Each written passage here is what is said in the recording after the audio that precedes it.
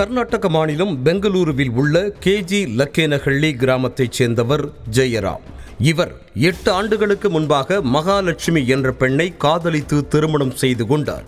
இந்த தம்பதியின் 5 வயது பெண் குழந்தை ஸ்ரீ.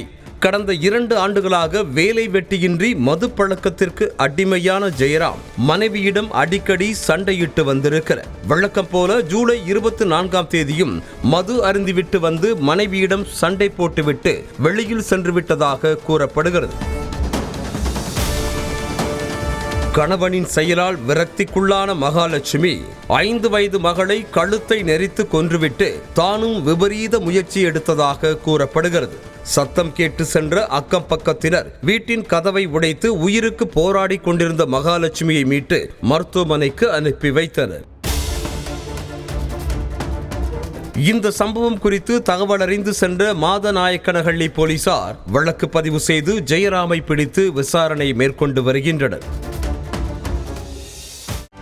செய்திகளை உடனுக்குடனும் துல்லியமாகவும் தெரிந்து கொள்ள சப்ஸ்கிரைப் பண்ணுங்க.